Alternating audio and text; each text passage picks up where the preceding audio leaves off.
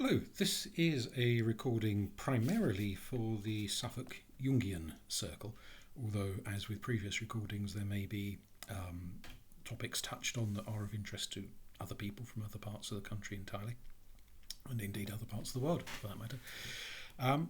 This month's theme for discussion in the Jungian Circle is the concept of synchronicity. So this is by way of, as we've done previously, just a little recording to help set a few ideas rolling and discuss Jung's ideas on these issues so that the discussion group at the end of the month has a shared bedrock basis of ideas to start from with the discussions. So synchronicity is quite a complicated concept, and I'm not sure how far I'll be able to stretch this one out because Jung talks about it in very abstract terms, and I prefer to talk about things in more concrete terms rather than very abstract ones. But we'll go where we can go with it. So in attempting to define it, he suggests that it is, to use one of his terms, acausal parallelism, which is one of those phrases that means absolutely nothing. But what he is suggesting with this notion is that normally in the world, and not just from a sort of modern day scientific point of view, but going back to the year dot, we understand that most of the time A causes B. So there is a cause and effect relationship. So if I go and throw myself off the top of a very tall building, the effect of that cause is me landing on the concrete below and going splat. So if I'm lying, let's see me, I survive. If I'm lying there in a heap with broken bones and blood everywhere, and I'm thinking to myself, oh, what caused my bones to break and all my internal organs to rupture? Well, the cause of that effect was me being daft enough to chuck myself off a very tall building in the first place. And so we can understand all sorts of things in life as being A causes B, which may indeed cause C and D and E, and you end up with a chain of events going on and on and on. Acausal parallelism is this notion that two things can happen, or three or four or five, however many things can happen, at approximately the same time, that they are interrelated, but that none of them cause the others to happen. There is no A causing B. They just simultaneously happen. Now, what Jung was particularly keen to emphasize was that there is no hidden cause A. Because often, obviously in life, sometimes things happen and we don't know what the causative factor is behind them at the time they happen, but maybe days, weeks, months, years later, we discover that something we didn't know at the time had caused A or B or C or D to happen. And so there is a causation, but it's not one that we're aware of at the time. And he is saying with synchronicity, that is not the case. It's not simply that we just don't know what the cause is. He's saying there is no causation. There is no causative factor between two events. There is at best a correlation between two events, that they both happen at the same time. Now, when I'm teaching statistics and things like that and trying to explain correlation to people, one old chestnut that I tend to trot out, and I'm sure the students are sick to death of hearing it by now, but is the idea that ice cream sales and drownings have a direct relationship. When one goes up, the other goes up. Why is that? And students sit there and bounce around a few ideas. Is it that eating a lot of ice cream causes you to get the cramps, and when you're swimming in the sea you then go and drown because you're suffering terrible indigestion from eating too much ice cream? Is it something like that? And of course the answer is no. The answer to the issue is the weather. When it gets really sunny, sales of ice cream go up, and when it gets really sunny, people tend to like going swimming in the sea, in rivers and lakes and what have you. And so obviously the more people are swimming, the more likely some of them are to end up drowning. So there is a hidden factor behind the correlation. It's factor X, the hot weather. And if you don't know about the hot weather because no one's mentioned it, then you don't know. You might sit there thinking, well, does the ice cream cause the drowning? Does the drowning cause the ice cream? And the answer is that neither causes the other. They're both caused by a third factor. But that is not what Jung is talking about.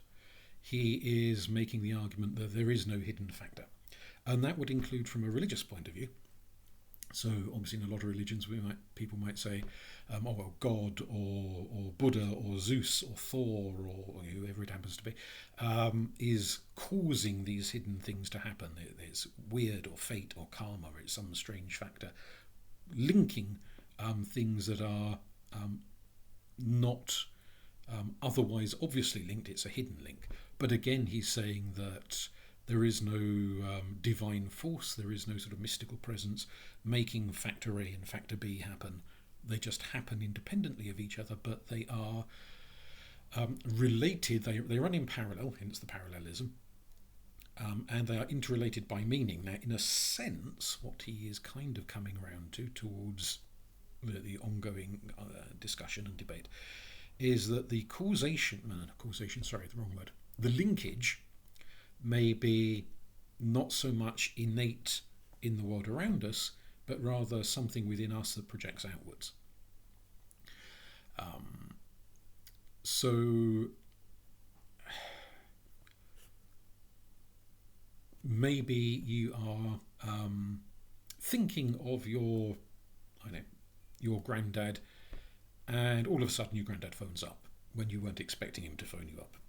And people think, oh, it is the fact that I was thinking about my granddad. Did it send out some sort of telepathic ripple in reality and inspire him to phone up? Or was it the fact that my granddad was sitting there planning to phone me that sent out some telepathic ripple from him that I picked up on and twigged and started thinking about him, and then lo and behold he phones. As mathematicians will often point out with the law of big numbers, which well, we won't go into that. It's convoluted. But there's going to be a million occasions when you think of somebody and they don't phone. They don't write. They don't get it. You just think about them and nothing happens. But we don't tend to remember those occasions because they're boring and nothing happens. We tend to remember those sporadic occasions when, coincidentally, you thought of the person and they phoned. Or a letter arrived from them in the post, whatever. Some event happened that seemed to go, oh, is there something going on here? And so if you're recounting a story around the dinner table to your friends, you'll forget the million times where nothing happened and remember the 3 times where something did happen. And mathematicians will make the argument that those 3 times they're not flukes. They just think of something often enough and eventually there will be a connection. Not because one thing is making the other thing happen, but just the sheer law of averages. Eventually there will be a coincidence, and it doesn't mean there's any mystical significance. It's just you remember those ones, you don't remember the other ones. And I suppose that is kind of ish what Jung is getting at here, in that the ooh moment is a projection of meaning from within the mind of the person. Now, your granddad probably isn't having a woo moment because he's got no idea you were thinking about him. It's you that's having the woo moment because you have connected 2 factors, something that you were thinking about 5 minutes ago and something that's just happened, and you're making a linkage, and that linkage for you is meaningful. Now, whereas the mathematician might go ho ho ho and scoff and say it's all nonsense and you're reading far too much into nothing, Jung's point is that meaning, even if you are reading it in, rather than it being innate to the event, is significant for you. It's making connections in your life. It's giving your life and the events going on in your life a deeper meaning, which otherwise they perhaps wouldn't have. And that can be therapeutic. It can give greater sense of purpose in life, greater sense of being connected to something bigger and grander. It can have all sorts of psychological benefits, although on the side of balance, he does flag up that if an individual is suffering from psychosis anyway, a factor, and for anyone unfamiliar with the term, psychosis, you don't hear that word used quite so much these days in mental health circles. It's a bit kind of fallen out of favour as a term, but it goes back to the days of Kraepelin and others, and indicates a break from reality. That a person in the grip of a psychotic episode is having a delusional state where they are imagining things that are not real. Now, most of us do that all the time. Every time you turn on a TV show or pick up a novel, you get carried away into a realm of imagination of things that aren't real. That doesn't mean you're psychotic. But there are, without going too far off subject, this is a significant kind of philosophical point within the whole notion of mental illness, particularly psychosis. When does having odd ideas become psychosis? Because lots of people have odd ideas. It doesn't make them psychotic. It just makes them a bit eccentric or a bit unusual or whatever. And there is that old joke about the difference between a schizophrenic and an eccentric being about £50,000 a year. That if you're rich, you get labelled as eccentric, and if you're poor, you get labelled as schizophrenic. So, one person's odd ideas. So let's take an example. David Icke, the former TV presenter who has gone on to write Lord knows how many books about alien presences on Earth, and they are presented as factual books rather than as novels. So he's arguing that these sort of enormous kind of lizard alien things come from another dimension, and they disguise themselves as human beings, and they've infiltrated government, and they've infiltrated religion and various other institutions, and they're wielding enormous amounts of power for some I can't quite remember offhand what agenda it is that he attributes, but for some rather sinister agenda anyway. I used to have a student who was very keen on David Icke and used to kind of bend my ear a bit about David Icke's theories. You could take that as a metaphor, the giant aliens as a sort of a metaphor that a lot of people in wealth and power are very cold-blooded, so to speak, in that they can, perhaps they became rich and famous by being mercenary and ruthless and rather brutal and uncaring, and maybe a little bit psychopathic rather than psychotic. If you took it as a metaphor, there's going to be a lot of people in power. We can probably think of a bunch of politicians offhand, or very successful movie stars who clambered to the top of the A-list by knifing anyone in the back who got in their way and doing all sorts of shoddy things. There's going to be people who are kind of less than human, who are in positions of great influence. But David Icke isn't saying this is a metaphor. He's saying they actually are beings from another dimension, the shape-shifting reptile people. And that's where not a lot of people would agree with David Icke on that one. I believe that there is alien life on other planets. It seems to me bizarre that there wouldn't be alien life on other planets. There's squillion planets in the universe. There must be life on some of them, surely. Whether that life is reptilian or avian or mammalian or jellyfish or whatever it is, I don't know. I've never met any of them knowingly. I've met a few people who might be an alien. And I've never knowingly met an alien, so I can't comment on what sort of species they might be. Do I think members of government and leading religious luminaries and whatnot are from other planets? No. Kind of wish they were. Send them back. But I don't actually think they're from other planets. Does the fact that I do not share David Icke's views, and indeed not many people share David Icke's views in terms of the billions of people alive on the planet, does that make David Icke psychotic? Does it make him highly imaginative? Does it make him misunderstood? Does it make him aware of something that most other people are oblivious to? Well, this is where it becomes highly debatable. And it does depend on what your starting point of reality is. And from both a Jungian point of view and a religious point of view, regardless of which religion we're talking about, most religions espouse ideas and belief in things that people outside that religion do not tend to share. Whether it's gods, angels, demons, ancestral spirits, the genius loci, spirit of place, whatever it is, there's usually a belief in something metaphysical, something mysterious, that those who are not subscribers to that particular religion probably don't believe in. Does that make everyone who is religious psychotic? Well, certainly there are individuals who will argue precisely that. But you meet most religious people, some of them are a little bit odd, I grant you, but the vast majority are stable.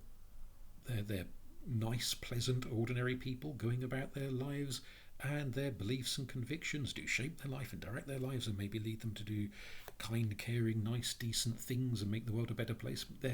And even the ones who are a little bit odd are not normally so odd as to be mentally unstable and dangerous. Now, there are some people who are, obviously, the kind of people who go and strap bombs to themselves and blow up supermarkets full of old ladies and children.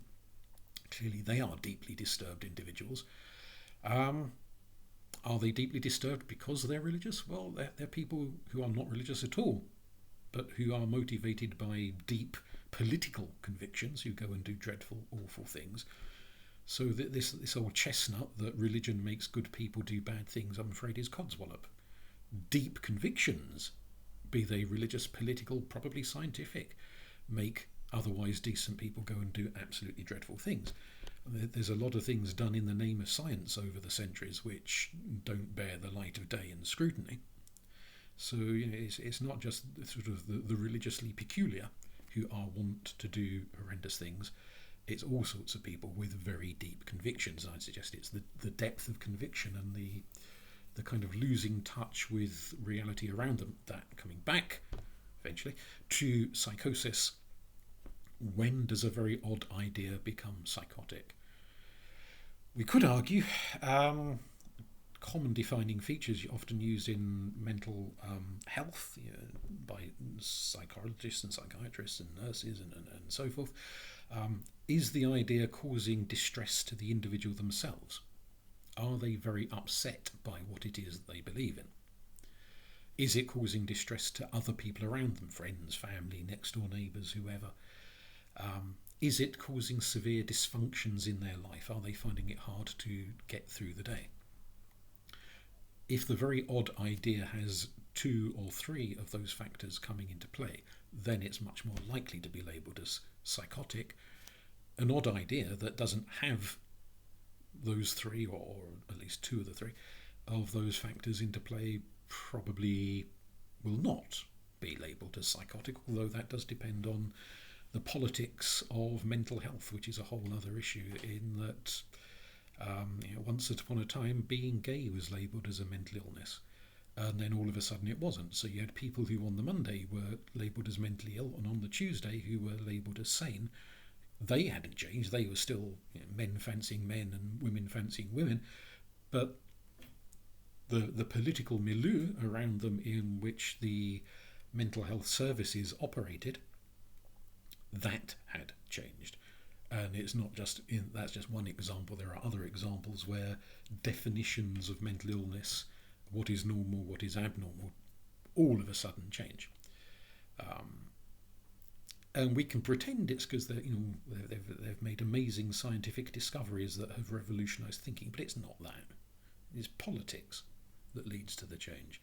One day a particular type of behaviour is considered criminal or antisocial, and the next day, for 101 reasons, people have stopped thinking about it, or at least people in power have stopped thinking about it as being antisocial or criminal. They're thinking about it in a different way, and so the doctors follow suit, the psychiatrists, the psychologists follow suit with the trends in society. And it's very rarely down to revolutionary academic research and scientific discoveries. It's down to other factors. But that's probably completely irrelevant to this discussion of Jungian ideas, so I apologise for that. Let's move on. Yes, so it's the mind making a connection between events, arguably, which do not necessarily have a connection except within the mind of the individual looking at them. And of course it may not be an isolated element. In other words, it may not just be that one person who thinks this.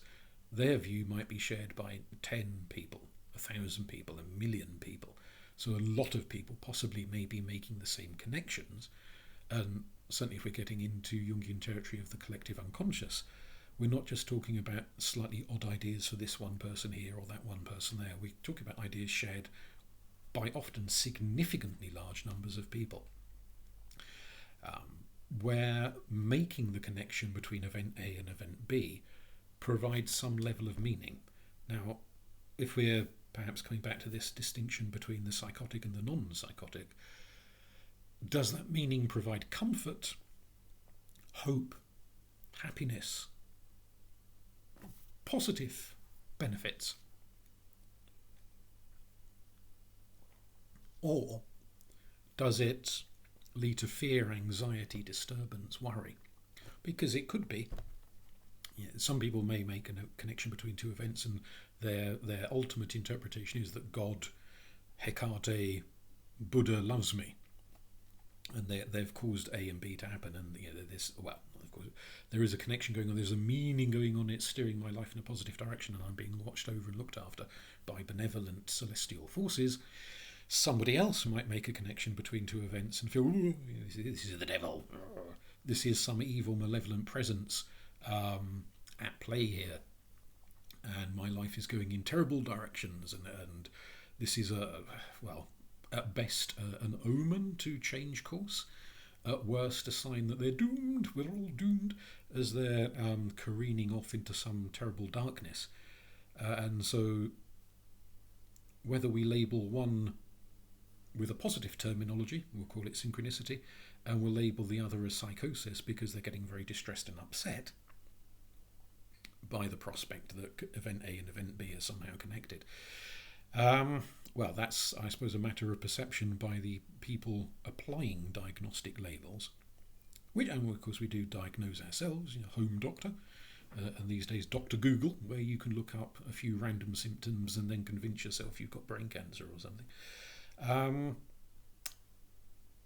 Labels aren't just given to us by medical professionals. We give them to ourselves, we give them to our friends, to our family. Random idiots on the internet go, oh, I think you got this. And connections are made, good, bad, or otherwise, accurate, inaccurate, or otherwise. And I think it's also a fair point to note, if we're going to have a walk on the dark side, that just because a connection is causing you distress doesn't mean it's automatically wrong or it's automatically bad. Because life isn't all puppies and sugar and fluff and flowers. Life sometimes is pain and shit and grief. Good things can come from bad beginnings. If you make a worrying, panicking, alarming connection between event A and event B, and it leads you to have a bit of a crisis, and you sit there at 3 a.m. banging your head against a brick wall thinking, fuck, my life is going down the pan, and that leads you to make much more sensible decisions, rethink where you're going, change your life, because you're convinced that there is some mystical connection going on here. And even if there is no mystical connection except what's in your own imagination, nonetheless you could make a significantly beneficial change to your life, and it makes you a better person with a more rewarding, fulfilling life, then that few hours, few days, few weeks, whatever period of time it is, of shit and grief and worry surely is worth it in the long run if it pushes you into a better direction.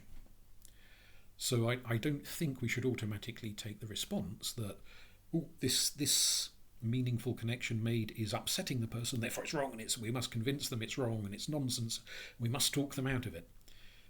Perhaps sometimes we need to shut our yap long enough to think, could some good come out of this? Yes, it's a storm cloud, but is there a silver lining? Is there a positive to come out of the fear, the worry, the anxiety, the whatever else it is this individual is experiencing? And I think if the answer to that is yes, then go for it. Work with it. That's what I wanted to say on that, I think. So there is this sort of intermaking of meaning. Now, Jung did exchange 1,000,001 letters with a physicist, a chap called Wolfgang Pauli. Pauli or Pauli, I'm not quite sure how you pronounce his surname, actually, thinking about it. About the idea of synchronicity. So all these letters they exchange are about synchronicity, and they kind of worked together, and Wolfgang brought in a more scientific bent, more sort of hardline bent to it, and they didn't agree on absolutely everything. They both had ideas that the other one wasn't convinced by. But within the world of physics, obviously, especially now quantum physics has become much more of a prominent phenomena, there are all sorts of ideas that would have sounded quite bizarre and peculiar 50, 60, 70 years ago, which are now being increasingly taken seriously by people of a much more hard science point of view. And I'm not going to go down the route of saying quantum physics somehow justifies every wackadoodle and peculiar idea going, because it doesn't.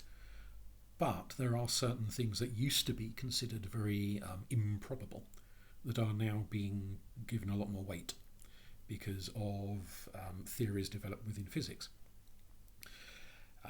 And the idea that there might be some sort of web of meaningful connections that we don't really understand between different events is one of the issues that both Wolfgang and Carl were exploring at that point in time. And unless any other people taking part in the discussion group are deeply knowledgeable about physics, which I'm not. I'm not suggesting we go down the line of arguing physicists' points of view, but it's worth considering that there are overlaps between what is still within psychological terms. If we're thinking the academic world of psychology, a lot of people still think Jung is a bit off his head and a bit strange and a bit peculiar and misguided, and it's all a bit mumbo jumbo. But others are perhaps coming around to the idea that there is maybe more substance to Jung than initially given credit for. And certainly as our scientific horizons expand, the notion of what is plausible and what is implausible gets revised and revised and revised, and things that may have been laughed off 50 years ago start to be taken seriously. So I think there is likelihood of change there. The ritual magicians of I was going to say centuries past, but there's still ritual magicians around today, so it's not in the past. Often argued as above, so below, that life here in the sort of the mortal realm echoes factors in the spiritual realm. We could equally argue as within, so without, and there is an element of that going on in Jung's notion of synchronicity, that the outside world starts to echo the inside world, what's going on in our minds. I keep touching my head there. I think Jung would probably touch all sorts of bits of his anatomy and suggest it's not just a brain manifestation, it's something that's within the wider extended nervous system of consciousness, which is why some cultures you kind of locate consciousness in other bits of the anatomy, not just up here in the brain. But that's a side point. Forgot where I was going with this. What he's, I think, arguing, in a sense, is that the outer world can reflect issues within the inner world. And there is an extent to which really it's beginning in the inner world and rippling outwards, although sometimes maybe it goes in the opposite direction, or with this parallelism, sometimes it's simultaneously happening inside and out. So the notion of enantiodromia, which we've touched on a little bit in the first four meetings of the Suffolk Jungian group and the first four recordings, where we were talking about the four personality types, is that if you have, because they exist in two kind of opposing sets, thinking and feeling and sensation and intuition, that where you've got too much of one and not enough of the other, the bit of you that's lacking, that's undeveloped, that's not been worked on, if you leave it undeveloped for too long, kind of gets fed up waiting.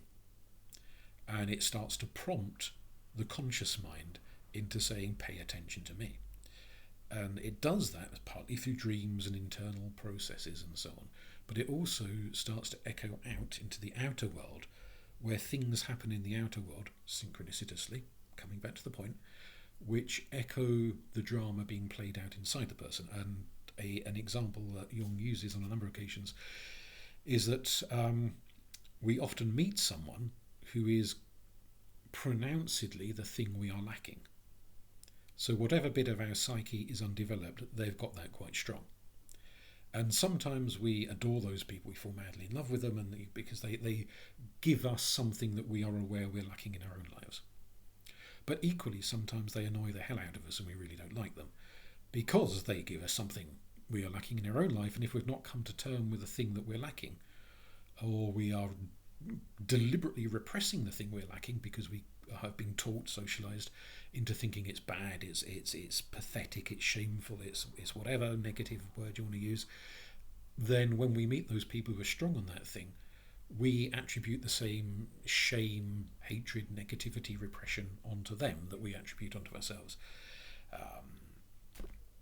because we've not come to terms with that bit of our own psyche. And the argument in Enantiodromia is that we'll keep bumping into these people, love them or loathe them, until such time as we get our fingers out, metaphorically, and do some internal work. And self-reflection, journal keeping, meditation, whatever floats your boat, we sit down and we try and improve ourselves as people by becoming more balanced people. That we give attention to the bits of ourselves that are underdeveloped, the skills, the qualities, the traits, the mental states, the bits, the psychological processes within ourselves that are not very well developed, that are immature and stunted. We start to improve them. Then that starts to change who we're meeting. Even if you have the positive experience of falling madly in love with somebody, the point there is that you should not be relying on them to keep doing for you the things you should learn to do for yourself. You should rather treat that person as inspiration. I want to be like them, rather than I want to sit on my backside, never change, and rely on them to be everything that I'm not. Now, once you start to develop your inside self, you're less reliant on them. Maybe they find that a bit of a relief because you're not quite so, suffocatingly demanding of them. But also you become a stronger person yourself. So if the friendship or the romance or whatever kind of a relationship it is could benefit, could get much better, much stronger, I suppose the worry is that if you don't need them anymore, you kind of show them the door and say, get lost, I can do this for myself, which could happen, I suppose. But ideally, the romance would continue, the friendship would continue, but it would continue from a position of strength because you have learned from them rather than relying on them and depending on them and burdening them. Equally, with the people you don't like, the ones who irritate the hell out of you, you'd stop meeting really irritating people because that bit of you would no longer be underdeveloped. Therefore, these irritating people would no longer keep coming into your life. Or possibly, you wouldn't see them as quite so irritating anymore. Once that bit of you is more matured and evolved, they would no longer seem half as embarrassing or shameful or stupid or awful or whatever as they did when you very first met them, which is another possibility. But it's again this idea that it's not that you run around deliberately consciously looking for these people, dragging them, kicking and screaming into your life. Rather, life responds to you, and that's the idea of enantiodromia. There is some kind of force, whether you want to call it karma or weird or chi or whatever you want to call it. There is a force in the universe which echoes what's going on inside of you, and things start to happen. Which isn't to say necessarily, of course, that the karma causes it to happen, because again, that's causative. And Jung is suggesting it's a-causal, that factor A doesn't cause factor B, they just happen at the same time, they happen in parallel. So I've got to avoid using words like kind of implying that somehow one is causing the other. It's not, from a Jungian point of view.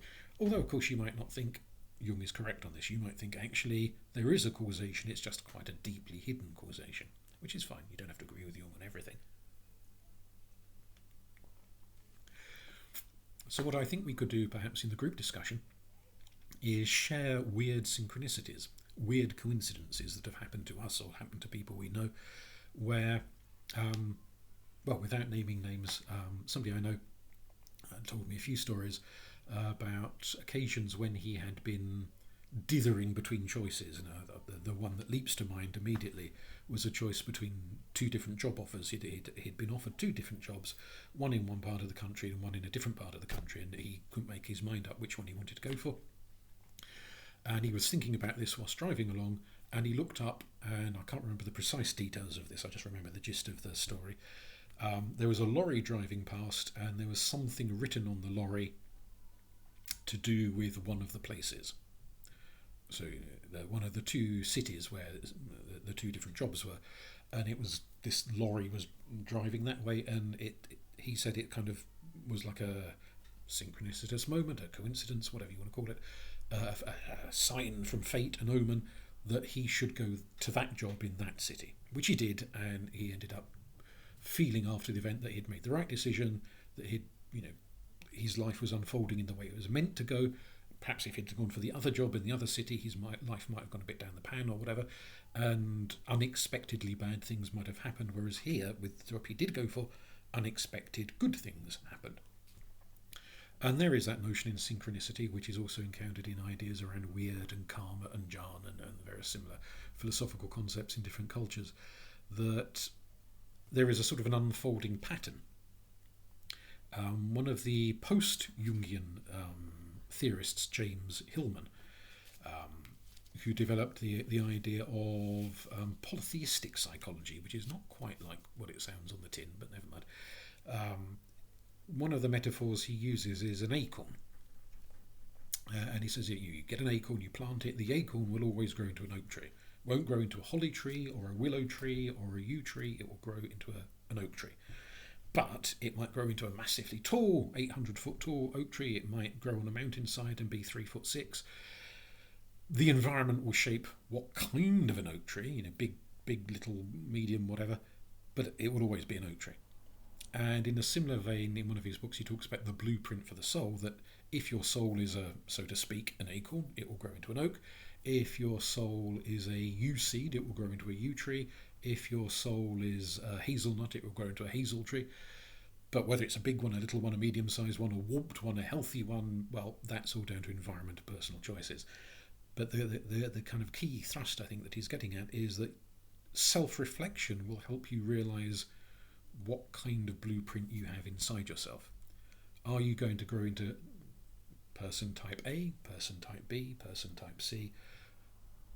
You might want to be person type B, C, D, E, F, but if you've got an acorn, you'll be an acorn. No matter how much you want to be a willow tree, no matter how much you want to be a hazel tree, you'll be an oak tree. And your best bet is just to get on with it, accept that you'll be an oak tree and be the best bloody oak tree you can be. Very Greek, arete, be the best you can be. Don't weep and wail that you're not a willow tree. I'd quite like to be an elf, tall and willowy and beautiful. Instead, I'm a hobbit, short and fat and horrible. So, do I just accept I'm short and fat and squat and look like a hobbit and get on with it and be the best hobbit I can be, or do I spend my life weeping and wailing that I'm not an Abercrombie and Fitch model of an elf swanning around being all tall with cheekbones and the rest of it? It's better to get on and accept you are what you are and just be the best at what you're being, but you've got to know what you are in the first place.